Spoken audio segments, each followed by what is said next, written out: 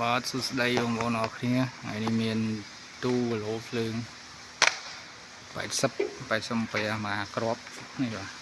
មេខាងវា80ហើយមានគីឡូនេះ4គ្រាប់គីឡូ4គ្រាប់អាគីឡូមួយគ្រាប់នេះវា control ទៅលើនេះមកលើអា3ប៉ូលហ្នឹងហើយมันចែកចាយមក4គ្រាប់នេះបាទមួយគីឡូមួយគឺគ្រប់គ្រងផ្សេងគ្នាមានឡាញផ្សេងគ្នាអញ្ចឹងនេះបាទអានេះផ្សេង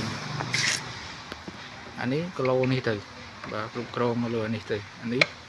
មកលើនេះទៅយើងអានឹងចែកចាយគ្នារៀងបាទ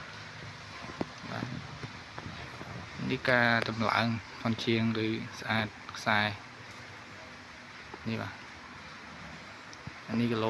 ឡូទី1អាលើនោះបាទមាន4គីឡូទី1មកទី2ទី3ទី4អញ្ចឹងវាគ្រប់គ្រងផ្សេងគ្នាបាទអា3នេះអានេះ3ប៉ូលអានេះ3គ្រាប់នេះអានេះវាគ្រប់គ្រងទៅលើអាគីឡូនេះមួយហើយបន្ទាប់មកអាគីឡូនេះ